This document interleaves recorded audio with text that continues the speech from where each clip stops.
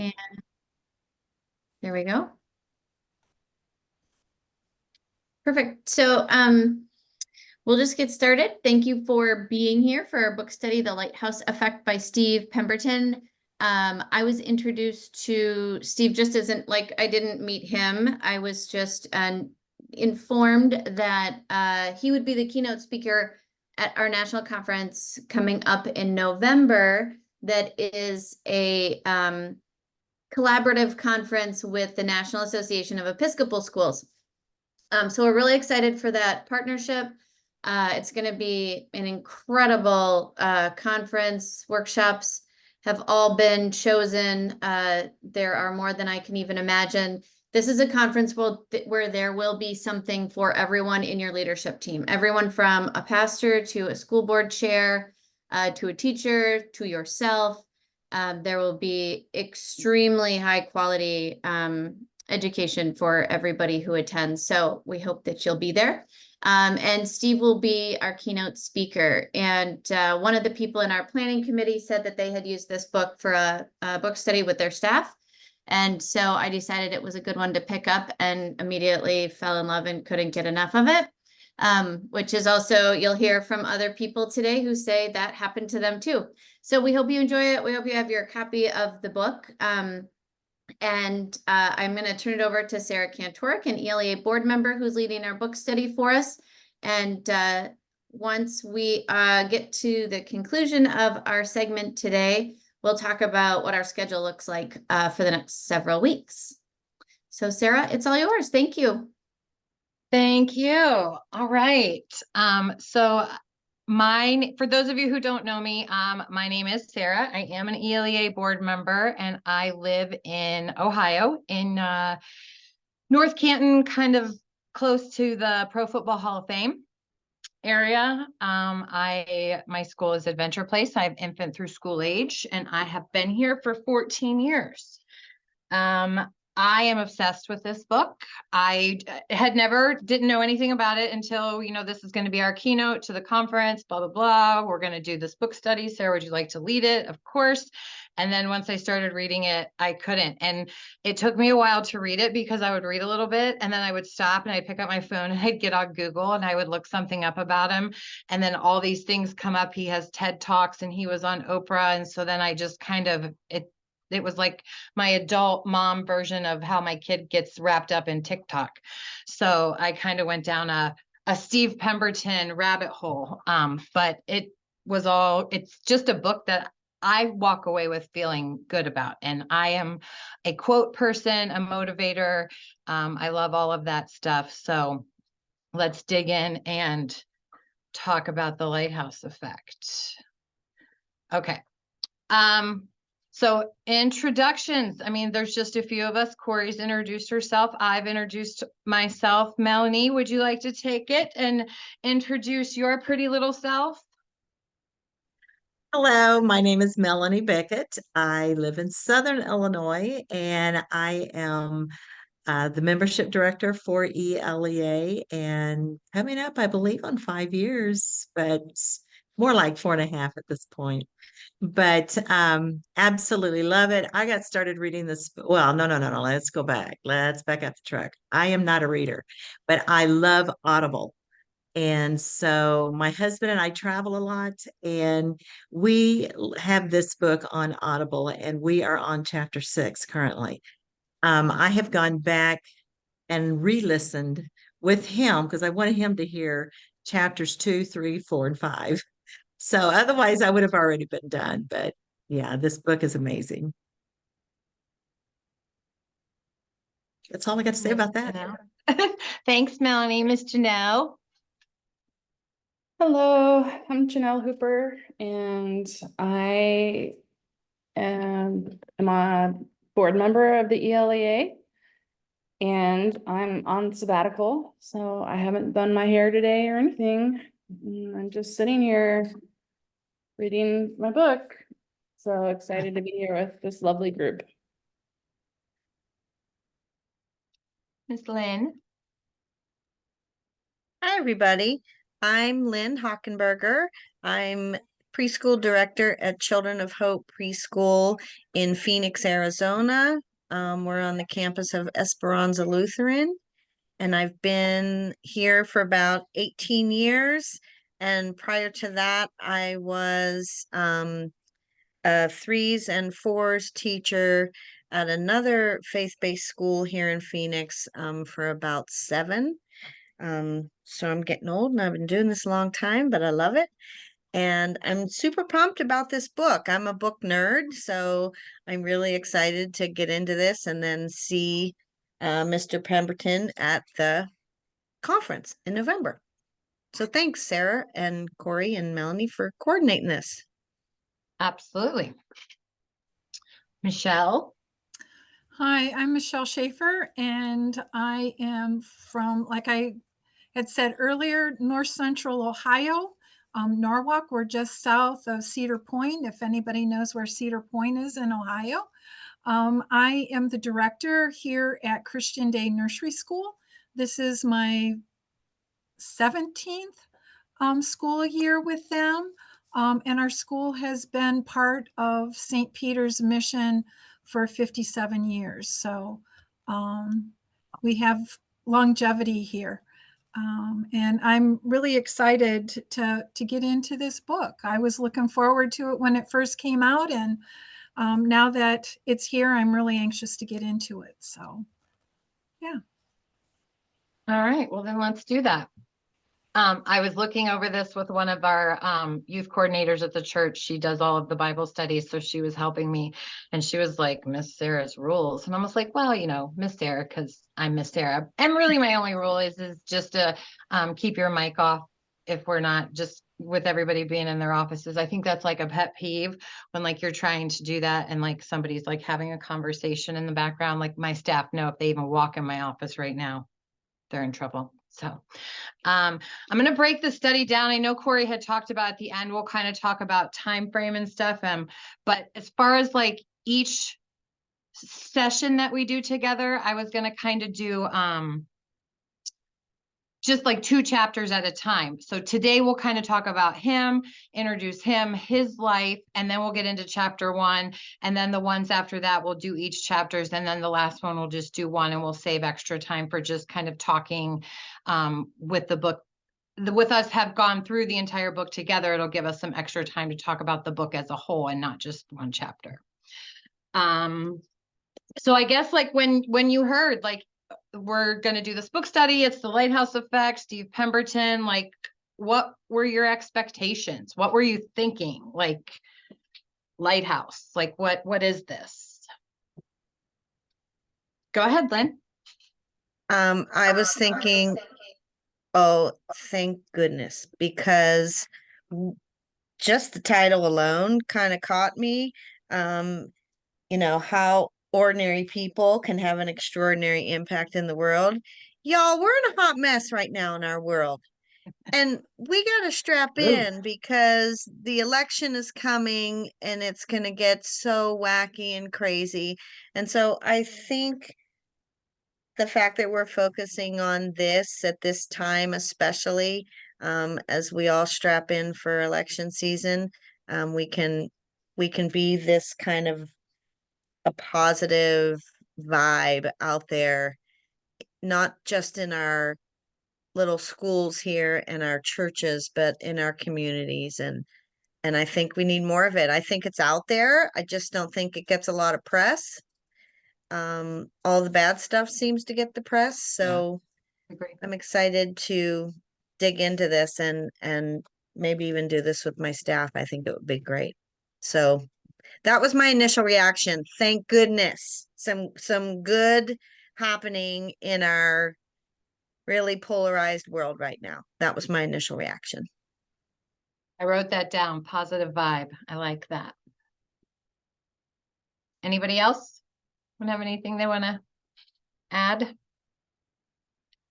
Well, oh, go ahead, I Janelle. I always saw like your. reading authors, so I'm glad we're doing this. It prompted me to read it, and I appreciate a study group, and so it really extends the conference and helps me be better prepared. So I'm enjoying it.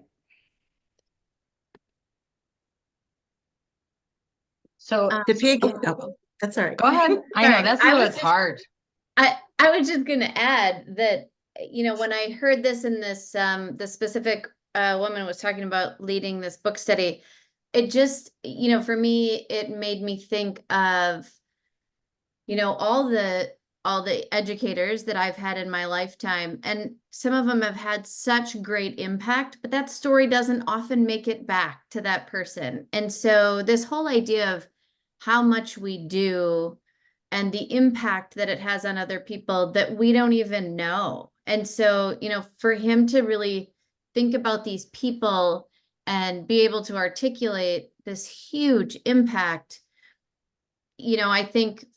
I know for certain that all of you here today have made significant impact on people that you probably don't even know. There's plenty of them that may have come back and said, thank you for being my teacher. Thank you for, having the school and doing what you do.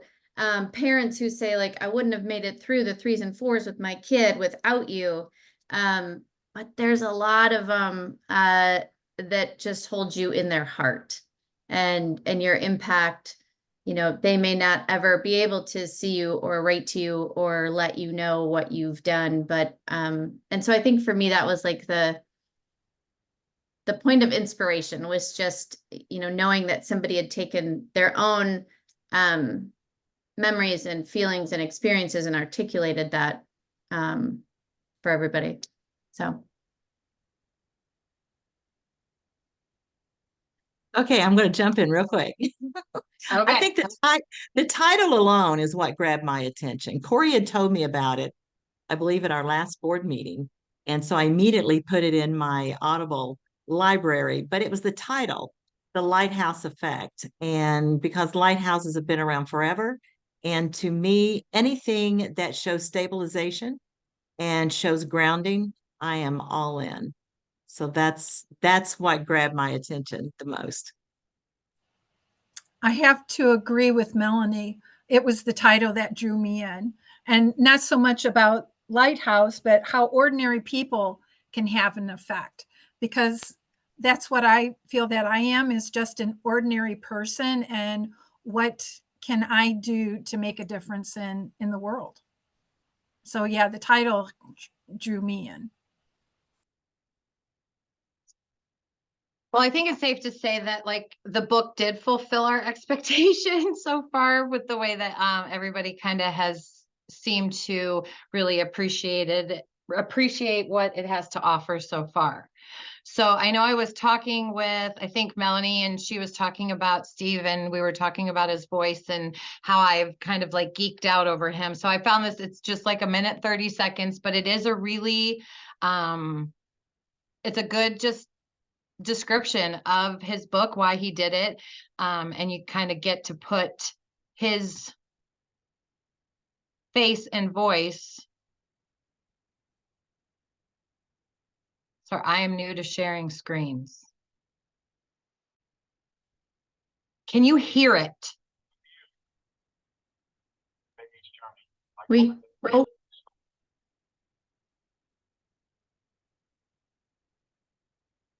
no, we can't hear it.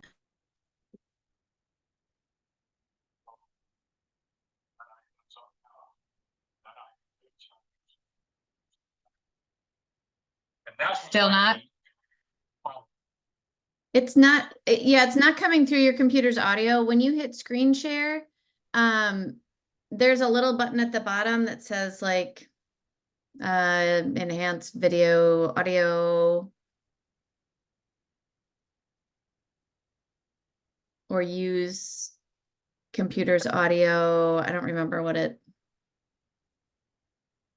a little square button.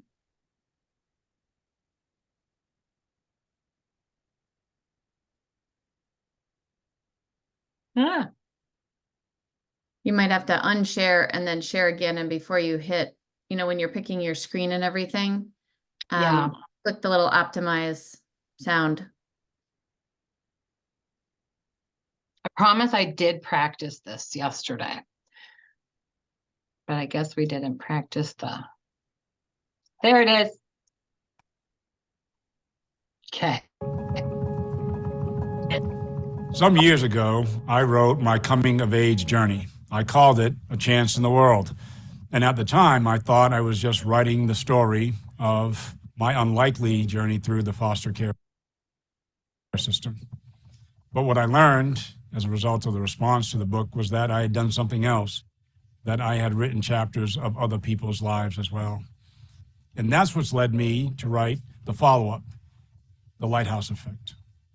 The Lighthouse Effect is the simple idea that any of us, immersed in the hustle and bustle of our own lives, wrestling with our own ambitions and imperfections, can pause and change the arc of the life of another. But it's also a reflection of our own journey, that our lives are altered, transformed, and reimagined by the seemingly ordinary people who come along at just the right time to help us and guide us along the way. I have come to call those people human lighthouses because, like the structures that they resemble, they're humble and steady. They seek no reward, they require no recognition, and yet we all set our life's compass by them. The Lighthouse Effect is intended to take you on that journey of discovery about your own life, but also the power that your life has to impact and touch another. I hope that you will enjoy The Lighthouse Effect.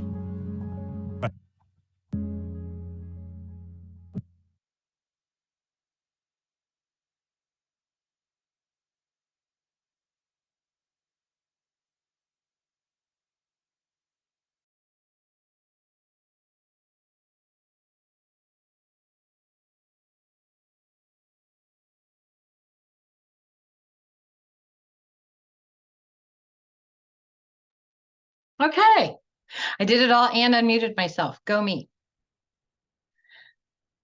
Okay. So does it help, like, just kind of seeing his face and hearing his voice? Like, for me, like, after I saw that, and then, like, when I read the chapters, I was kind of like, then I was like reading it in his voice. I'll do that when I read a book. I'll like make up what I think the characters look like or sound like. Okay. Has anyone read his first book? Just bits and pieces of it. I told, and it's also a movie. Corey has watched some of it. It's kind of not the best. But this is his first book. And then he wrote his book like for youth, like for teenagers. So I've actually talked to the youth coordinator here. We've got a new youth like leader, and about collaborating with her, with our youth, and doing a book study with them. So, but I haven't read those yet. So, I guess like when you heard, like, what did you think of when you hear Lighthouse Effect? Had you not read How Ordinary People Can Have Extraordinary Impact in the World, what would you have thought of just Lighthouse Effect? I would not have picked it up because in my understanding, no lighthouses function anymore in their role. And so it seems really outdated terminology to me. So versus y'all who thought like, oh, it's stable and secure and it drew you, it like turned me off. I love that though, because I literally, like, that's what I thought of, like Pete's Dragon, like, because they have the lighthouse, and that's like one of my favorite, and the light, you can always find it. You always find your origin. You always go back to where, so, but I don't even know if I think I knew that they're not operable anymore. So yeah. Janelle, you're always so good for insight. Anybody else? I thought of This Little Light of Mine. Mm-hmm. Yeah. I really like the little guy standing out there kind of like by himself. Just made me feel like he was either looking to help or looking for help. I don't know. So before reading this book though, had you ever heard of Steve Pemberton? Or like, I am so excited to hear him talk. Me neither. But I think definitely, I mean, Lynn, you definitely hit the nail on the head with the way the world is. And not only in our position as leaders with children and, you know, the next generation and staff and, you know, being part of congregations, we have such a resource to be such a positive platform for people. But we're human too. So like, that's what I always tell my staff. I'm like, listen, like I can only lift you guys up so far when I'm still on the ground. So reading stuff like this, like, you know, anytime I go to a conference or a board meeting or we have a Zoom meeting, like it's like the next day I'm like ready to take on the world. So I love having this book to be able to refer to. And Corey actually gave me an idea. We were talking and she was like, yeah, I've even bought a couple and given them as gifts. And I was like, oh, I had never even thought about that. So there's like 5 sitting in my filing cabinet now for whenever I feel like somebody needs a little lighthouse in their life. So, how did you feel like when you were reading the author's story and like what he had gone through in the foster system? And I mean, the book opened up to him sitting in a social worker's office on Christmas Eve. I have seen that many times working in a foster care department. And so to me, I just kept thinking of other kids that I had met who were just like him, but very few had the outcome. Now, that doesn't mean they won't have the outcome. They could still have the outcome, but it still makes me feel very happy when one of them will connect with me on Facebook, you know, just because I don't know, I hope that somewhere along the line that I was able to shine a little bit of light into their life.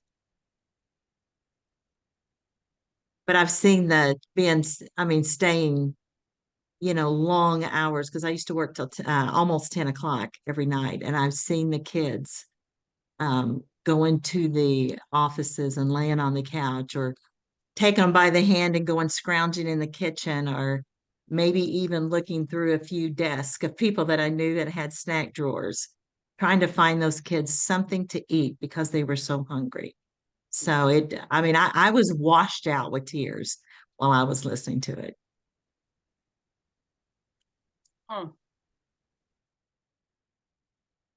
Anybody else? I think it's just a really extreme example of the resiliency of kids. And, you see the opposite of this too, where, it's like nobody cares. So why do I keep trying? Why do I, kind of impart myself in society in a positive way if nobody kind of wants me? And he didn't really ever embody that. It was always just trying to kind of get to the next thing. I find it admirable too for somebody that had gone through so much. He can still find that silver lining. He can still, think positive. It's really easy to get the woe is me complex, especially when you have multiple things go wrong and, the fact that he can take everybody that has come into his life and make them a positive impact on themselves. Well, almost everybody. It's definitely, I wish more people held that character trait. True confession, I've only read the introduction right now because I wasn't sure what the breakout was. I looked back, maybe I missed it. I looked back through my email and I'm like, I'm not sure what I'm supposed to read yet, but I've only read the intro. However, now that I know that chapter 1 is about his experience in the foster system, I'm even more intrigued because my family and I, we were, for about a year, we were foster family. We were a foster family. We were considered an emergency drop home. So when a child was removed from the home before they had a permanent placement, they would come to our home directly from being taken from their home, sometimes with just the clothes on their back. It was excruciating, but also rewarding. And even though we did it twice, and even though they were only with us for a short time, um, I could already see transformation in these kiddos when they had some stability. They had regular sleep. They had regular meals. They had someone that was in their corner. It made a tremendous difference. And Corey mentioned earlier, we often don't hear from those folks that we've interacted with. They don't come back and tell us. And I've wondered for so many years, do those children, because they were both 5 years old when they came to us, do they remember their time in my home? Maybe they do, maybe they don't. Maybe they have a vague recollection of some lady and some guy and two kids that were nice to them at some point in time. But so now I'm really intrigued to read chapter 1. Well, and I hate to tell you this, but in the next few slides, there's going to be a few spoiler alerts. So That's okay. That's okay. It's my own fault. I didn't see what I that's was okay. supposed to read. And it wasn't, and to be honest, until I really sat down and dove into it and started figuring out, I didn't know which direction I was going to go yet. So I really like this quote: "The pain of our past is the present reality for someone else, and in us, they see their way through it." So basically, I took that as other people go through things that we've gone through, and people are always watching how we, end up on the other side of something. I was talking with a staff member who was kind of taking a lot of time off. I don't feel well. My son doesn't feel well. Their pet had passed away, and it was just a lot. And I kind of talked to her about other people. And, I had put my dog down and came back to work, and, how we just kind of with ratios and stability for kids. And she's like, how do people do that? And I'm like, okay. So, because it's just like, because we don't have a choice and we have to. And so, her seeing other people kind of dealing with their adversity and still functioning and coming to work is very important for me. So, all right. So the role of John Sykes. What do we think of when he's sitting there, the social worker calls John, it's Christmas Eve. John doesn't hesitate. Yes. What do we think? As educators, as people that deal with, work with children that see this.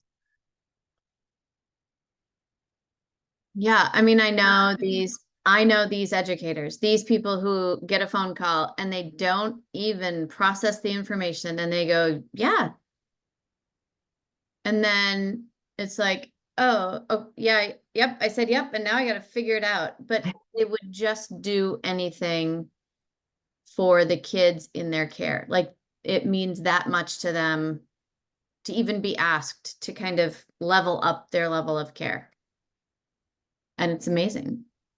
And I think too, as educators, we're so used in our environment to take care of the kids, like, here at the school, like, yeah, like we have classrooms and we have our routines, and, John did with Steve, and he was 10th grade, like he was a high schooler.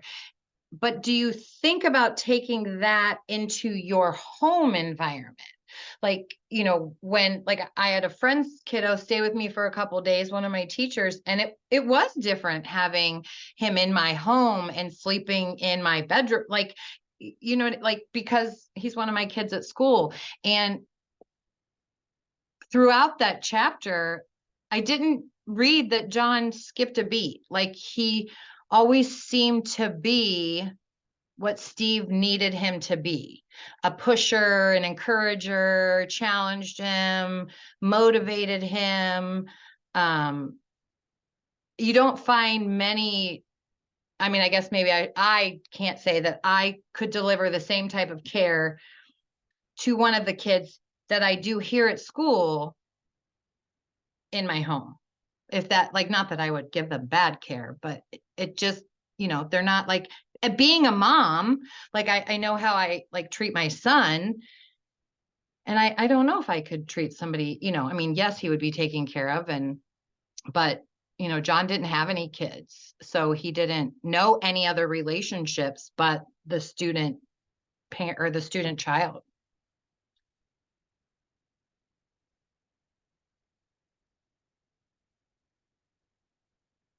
All right. So what did you think of when you read that John was in the middle of his own storm and desperately trying to find his own lighthouse? When I read that sentence, I was like, I think I literally said out loud, what? And you don't really find out till the end what it is. I would have never guessed what it was until we got to the end. Don't Like tell when me. they said that. Don't tell What? me. Don't tell me. Hey, you didn't do your homework, Lynn. So I didn't read the first chapter either. I only read the beginning. I didn't know. So like, are you gonna tell us everything? Because then I'm gonna. um My view on the part of John was in the middle of his own storm trying to find his own lighthouse. I think sometimes when you're in that mode of searching, it sometimes helps to kind of help search for someone else. And then a lot of times, I don't know if this is making sense, but I've been there, and a lot of times you find your way as you're helping somebody else find their way. As long as you're not bringing somebody down with you, or they bring you down with them, and you're able to positively search together, I think sometimes you find a more creative approach just by giving your helping other people along their way. They may not know that they're helping you, but they are in their own way. I don't know if that made sense, but in my head it does. It did. So you don't have to share. And for those of you who didn't meet John in the first chapter, he was Steve's teacher that took him in. So I won't give you the details. I'll just give you the overview. So he did Christmas Eve. They called him. We need a bed for this kid. He said, absolutely. And that's where he stayed until college. So think to yourself, and please share if you would like, but who was your John? And maybe not somebody so intense like John was to Steve, but just somebody that really picked you up and carried you through a time or an event in your life. So if you kind of close your eyes and think about that and how it made you feel and the different things that they did and how they walked you through whatever you went through, how might you share your story as a way to find common collections of humanity, faith, family, forgiveness, and fortitude, and or inspire the next generation of school leaders? So basically, how can you use your walk with that person to inspire the next person that needs you? And of course, I went to school leaders because, again, as Lynn mentioned, it's a hot mess and we got to stand strong for society, us as educators. I'm going to go ahead and share. I have a John. Her name is Bonnie. Bonnie was my teacher in high school. She was my mentor. She was also somebody that I babysat for. My mom was a big stickler about finances and things, and we were comfortable, but we, didn't have a lot of money for extra things. And my senior year, I babysat so much for Bonnie that she saved all of my money and it paid for me to go on my senior trip, because that was an experience she wanted me to have. To this day, I still talk to her. Her kids have kids, and I'm super old now. But Bonnie, and the way that she not only was with me, she was kind of a staple with every student at my small school. Seeing how she was with other students, and she was very personable, very down to earth. not stuffy. She was like fun and sarcastic and silly and just really knew how to connect with us. And she's always been an educator that I have strived to be like.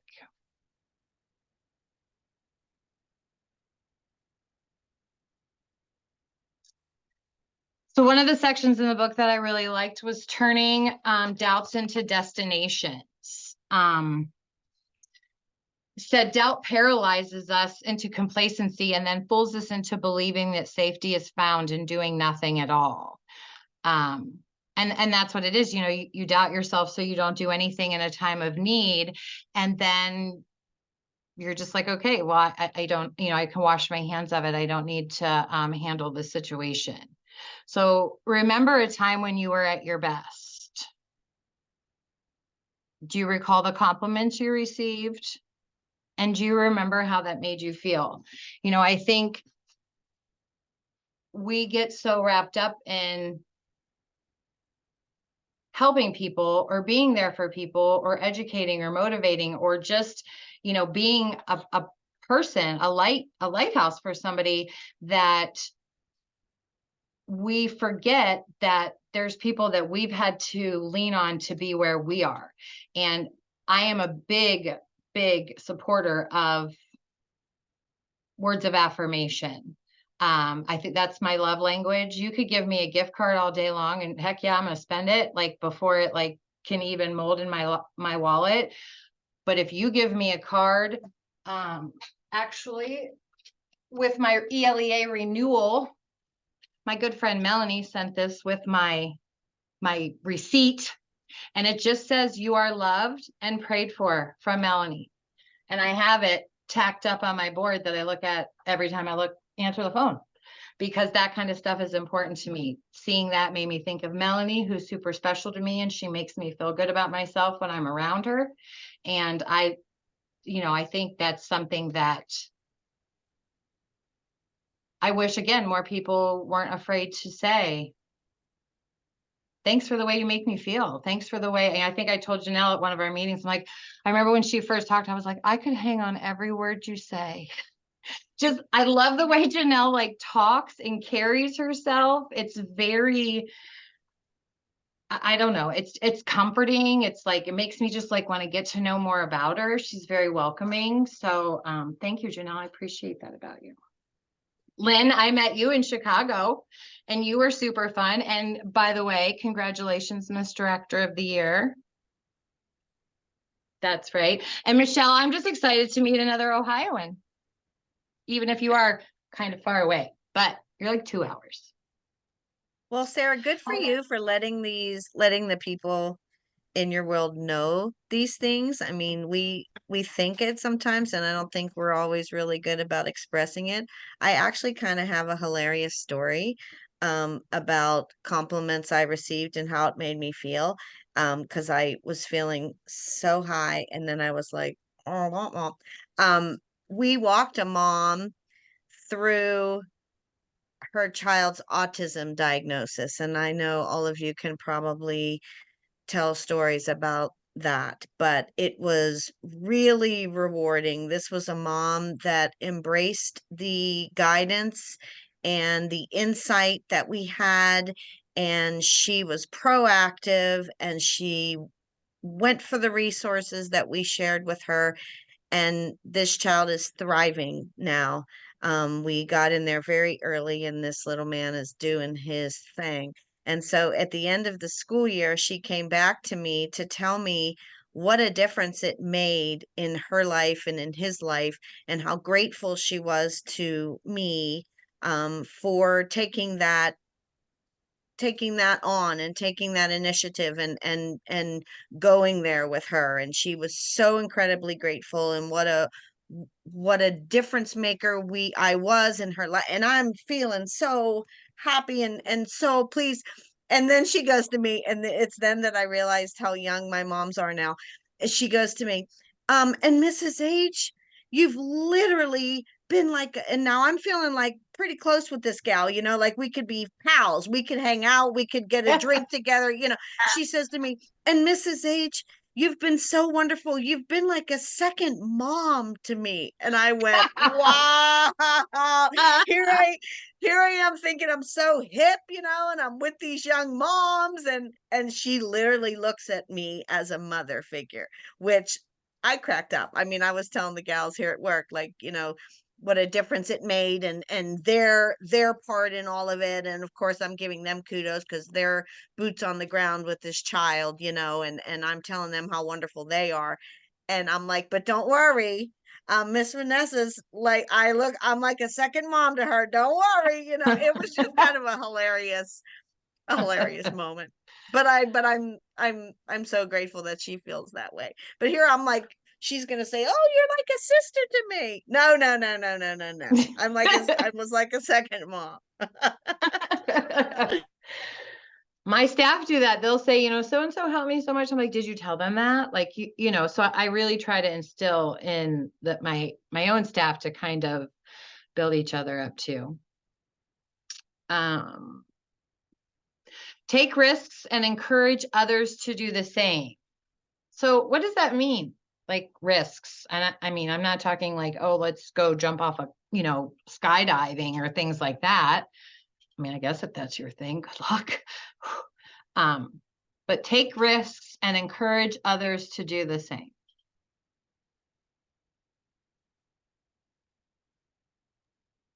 I think telling your story is a risk. Oh my gosh, I'm so sorry. That's our door. Somebody's at the door. And I had it turned up because I was trying to figure out the volume. Yep. Okay. We're down now. Sorry. No, I think taking a risk would be like this guy did in telling his story. I mean, that really wears you out when you pour out your heart and you pour out your mind and you pour out your experiences and put them on paper for the whole world to read and the whole world to see. And I mean, you've become so vulnerable in that I think just to do that in itself taught, I mean, reading these and reading the people that he had talked about, that really spoke to me, because just putting that out there is a huge feat, and to encourage others to tell the same, because your experiences today is a survival guide of somebody else to come. And I find that almost to the point of heroic whenever I see that and I read that. And so that's what I would encourage people to do. And I do try to. Well, even relationship, you hit the nail on the head, Melanie, when you said vulnerability. I mean, we have to really humble ourselves and be vulnerable when we put ourselves out there in a relationship, whether it's with your spouse, your child, your coworker, your the parent of these kiddos and these kiddos, And for the parents that bring their kiddos to our care, that's a risk for them. They don't know us and they trust, and they take a risk that their situation is going to go well with us. And isn't it wonderful when that comes full circle and they're so relieved and so thankful and so grateful.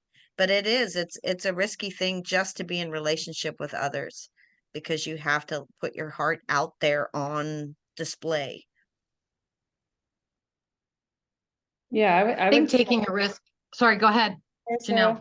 No, just what Lynn was saying, but and what Melanie was saying about sharing, because I've appreciated learning Melanie's life story, and it always impresses me and humbles me, the beautiful person that she is, and her story is so fascinating. And I think it's like he says at the beginning of the book that you can't judge someone by their cover, how they look. That he says from his first book that people don't expect that from him. And and then so I wouldn't know Melanie's story unless she was vulnerable and sharing it. And it's such a fascinating story of God working through her and all the different places she's been. And so I just resonate with that that gift of sharing.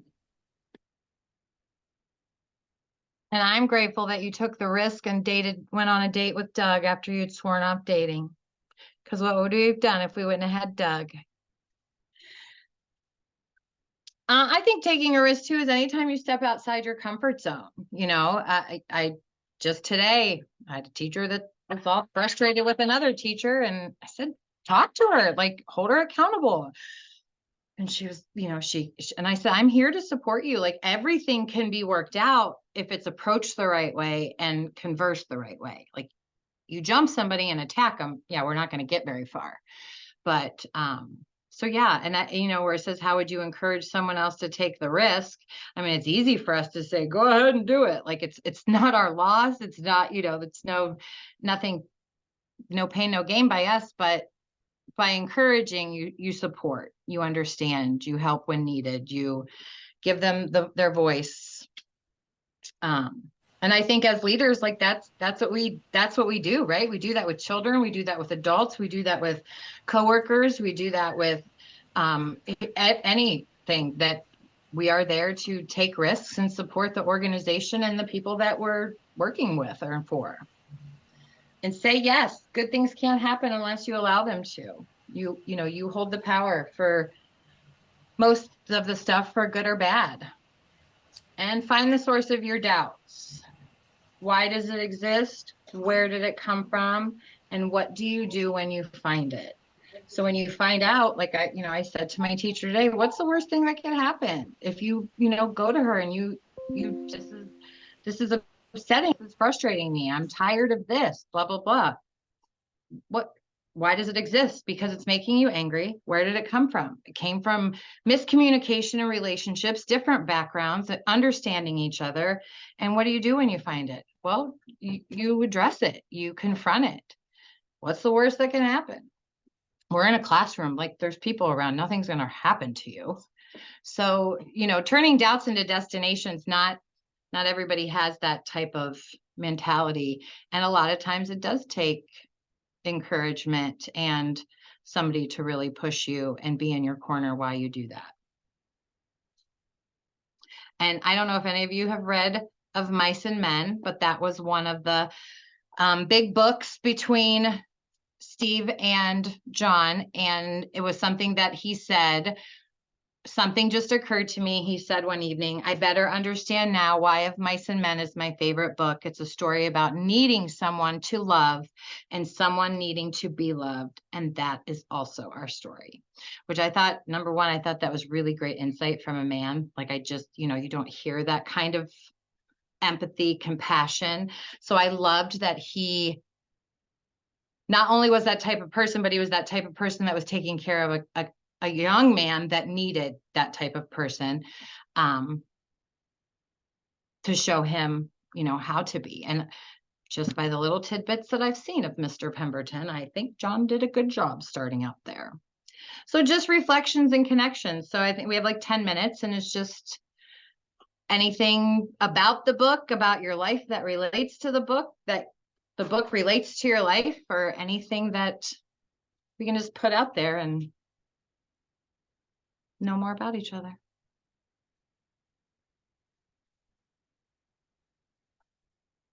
I mean, we can end earlier too. Like, are you guys like the kids in class that are like, oh, we get out 10 minutes early? Well, I guess since we don't have anything, Corey, we could probably talk about the schedule, since we do have that matter of business, because next week I will be getting off of an airplane when we should be doing this. Yes. So, just to try to determine how people feel about, so I didn't really think about what we were doing because our board meeting doesn't start until Wednesday, but everybody has to travel on Tuesday. So, Melanie, Janelle, myself, and Sarah will all be somewhere in the in-between, next week at this time. So do you feel okay if we just do 2 weeks and then we stay on track, which will extend it one more week? Or is there another option that works for people? We could switch it to Monday of next week, maybe. instead of Tuesday. Monday, I have a couple meetings that I have to get done before I leave on Tuesday. Okay.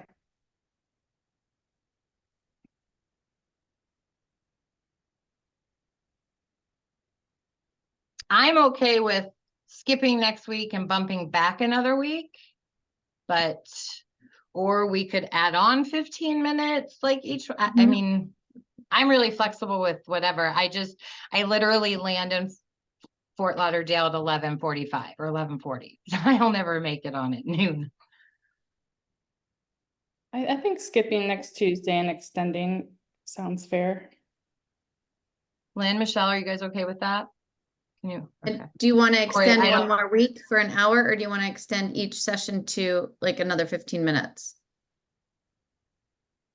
Let's try one more session if it works out to do one more session. I believe that chapter 2 is very highly, it's one to me that, I mean, I think I cried all the way through it. And after hearing Lynn's, Yeah. yeah, after hearing Lynn's, what she was saying, I think that that's one that we need to at least have plenty of time for. Yes, Lynn, did you hear that? Hint, hint. Not chapter 2 is really good. My husband and I both were in tears on that. We were pulling into Cape Girardeau. We were going down the interstate and going down there. And I mean, toward the end, we were just wiping away, and my makeup is messed up. And that was the So we'll second go time I to heard. May 21st. Yep. Okay, so just because we skip next week, don't forget about us. Come back the week after. And I then was Corey, gonna say, whoever else is. for your last question, Sarah, I was just gonna say that that it's awesome that you keep in touch with Bonnie. However, I have found in my life, most of the time, people come in for certain seasons, and that it's really hard sometimes to recognize that someone who has been so important in your life, you don't have a relationship with anymore, like someone who was there in some of your most vulnerable times.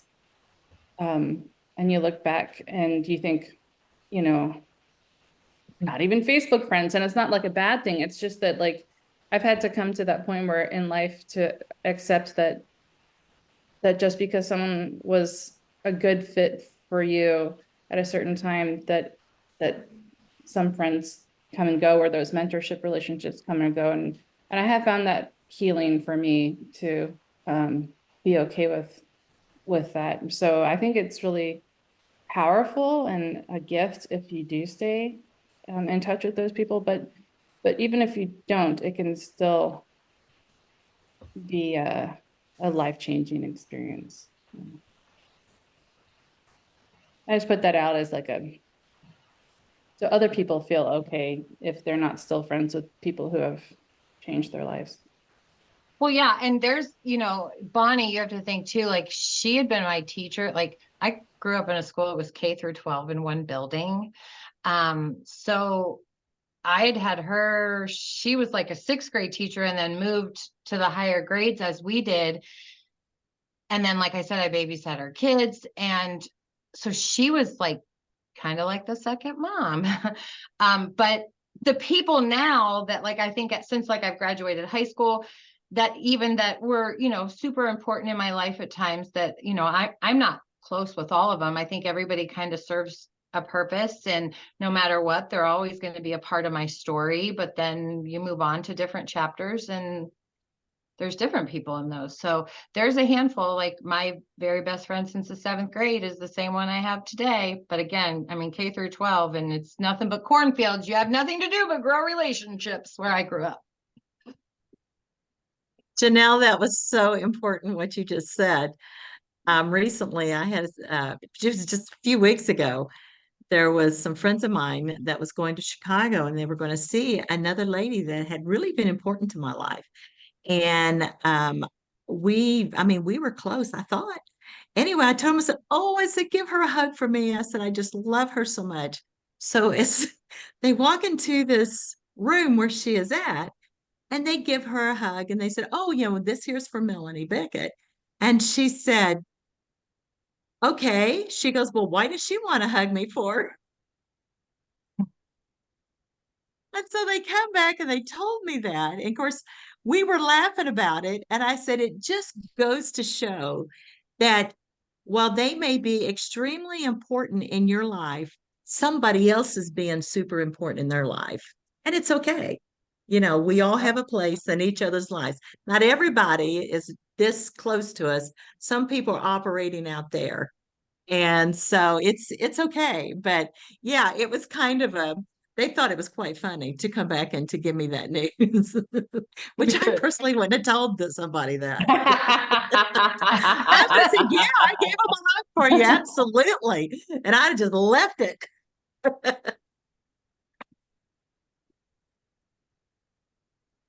Thanks for hanging with me today. I am super excited to talk about the rest of the book because I just love that kind of stuff. Just the feel good. And to be able to talk about it with people from my favorite organization makes me feel even better. So, okay, so we're going to skip next week and then we will be together on the 23rd. Yes? And Corey,